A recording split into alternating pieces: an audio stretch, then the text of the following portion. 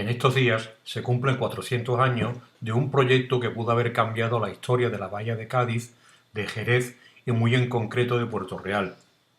El Guadalquivir pudo desembocar a través del río San Pedro.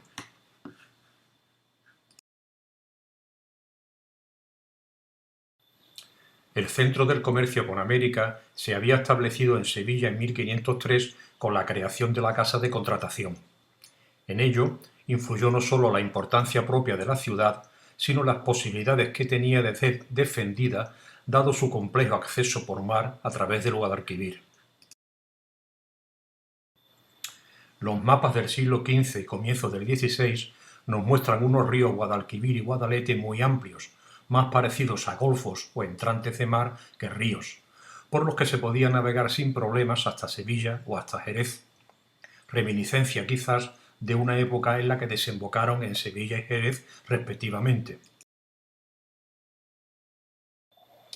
En este mapa de Ptolomeo de 1467 podemos ver cómo el Guadalquivir se divide en dos brazos, lo que parece confirmar las dos desembocaduras que tuvo, una por Rota y otra por Sanlúcar.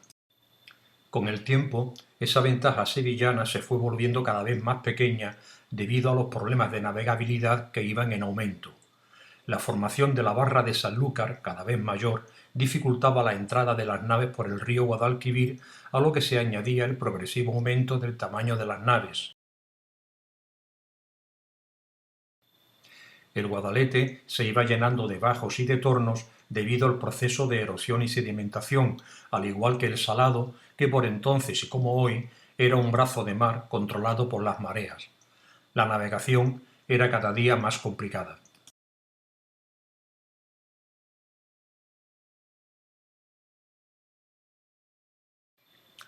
Los grandes problemas para construir y mantener un camino empedrado o arrecife que llevase las mercancías, el vino sobre todo, desde Jerez al Portal, debido a que la zona se inundaba en invierno, llevó al planteamiento de construir un estuario o canal que fuese desde la ciudad hasta el Portal, proyecto que el corregidor Pedro Rodríguez de Herrera presentó a Felipe II en 1581.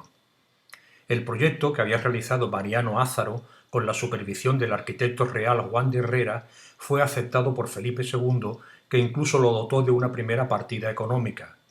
La navegación a través de él se haría utilizando la denominada sirga, una maroma tirada por personas para remolcar las embarcaciones. El proyecto no se convirtió en realidad. Su encarecimiento y la muerte del rey en 1598 dio al traste con él.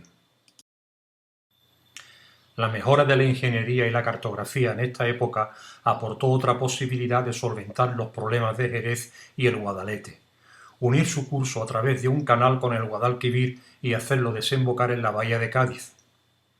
Una de las propuestas la relata Bartolomé Gutiérrez en el siglo XVIII, citando el contenido de varios memoriales que el cabildo jerezano envió a Felipe II. En este de 1595 se quejaba de la decadencia de Jerez debido a la incapacidad de exportar sus productos, sobre todo los vinos, y aludía a que Puerto Real no pudo convertirse en puerto que Jerez necesitaba por sus problemas con los bajíos que se formaban en su costa. En el mismo documento, el cabildo jerezano propone dirigir el río Guadalquivir hacia Jerez por un canal desde la zona norte de Mesas de Asta hacia el Guadalete, insistiendo en que la obra sería fácil al no tener que discurrir por bosques o montañas. Es solo obra de espuerta y azadones, dice. Al igual que el canal de Jerez hacia el Portal, la petición no fue atendida y quedó en el olvido. Cualquier obra de ingeniería importante necesitaba del conocimiento en profundidad del territorio sobre el que se va a actuar. La cartografía era aún muy limitada en el siglo XVI. Felipe II encargó un mapa topográfico de España que no llegó a realizarse por varios motivos, pero sí creó una inercia de profundizar en el levantamiento de planos bastante fiables a partir de finales del siglo XVI. La mejora de la ingeniería y la cartografía en esta época puso nuevamente sobre la mesa la unión del Guadalete y el Guadalquivir como forma de solventar los continuos problemas del comercio jerezano, que en aquellos momentos era muy abundante y las condiciones cada vez peores. Jerez pretendía la desembocadura del Guadalquivir por el río Salado, luego llamado San Pedro, como forma de eludir el control político y sobre todo económico del puerto de Santa María, perteneciente a la Casa Ducal de Medinaceli. Este proyecto enfrentaba a unos y a otros. En cuanto a las ciudades pertenecientes a la corona, Jerez lograba su objetivo comercial, incluso se planteaba la posibilidad del traslado a ella de la Casa de Contratación de Indias. Cádiz se beneficiaría de todo lo que fuese comercio y navegación en la zona.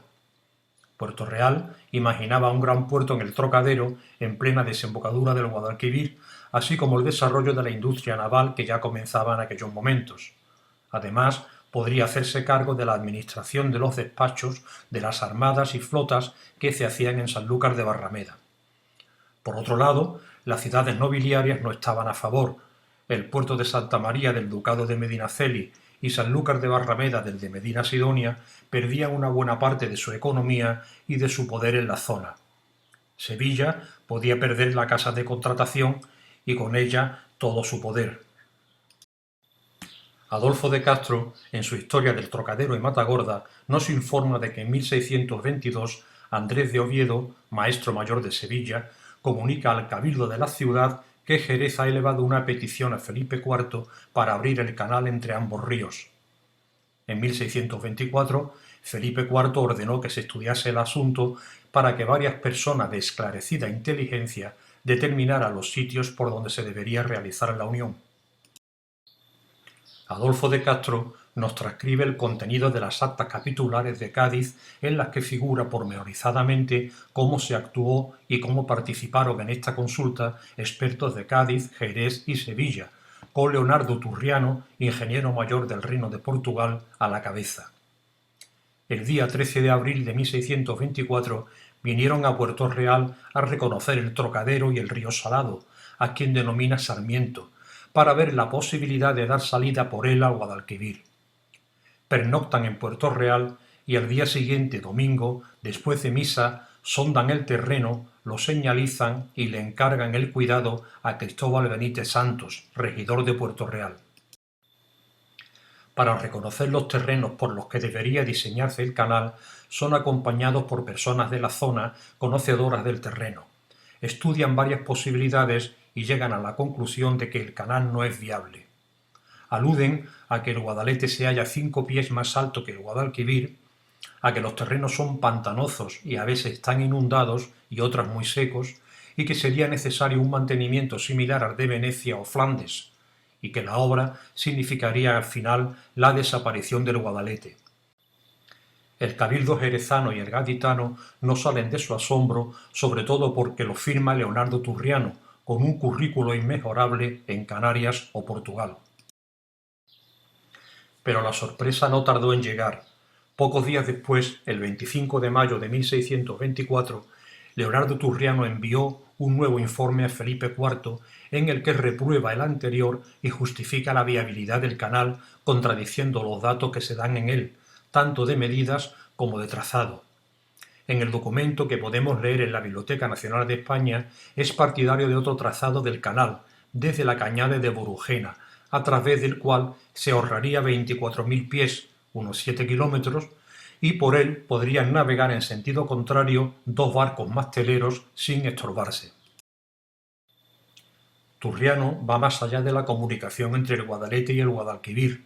En su informe propone e incluso presupuesta un canal de comunicación del Guadalete con el río Salado, al que posteriormente se llamó San Pedro, propuesta que Jerez acometería unos años después, en 1648, a través del Olivar de Cartagena, y el Guadalete pasaría a desembocar en Puerto Real. Pero eso es otra historia. La unión del Guadalquivir con el Salado posibilita además a la corona una zona muy defendible en el saco interior de la bahía, protegida por los fuertes del Puntal y la Mata Gorda, al parecer aún no terminados.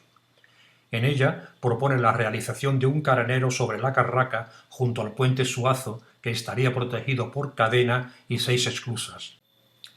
En el archivo de Simancas se conserva un plano circular de la bahía de Cádiz de 1626 del que desconocemos su autoría. En él se especifican 2 posibles uniones del Guadalete con el Guadalquivir. En la primera se dice: «Esta es la rotura de caño nuevo que habían señalado que se abriese».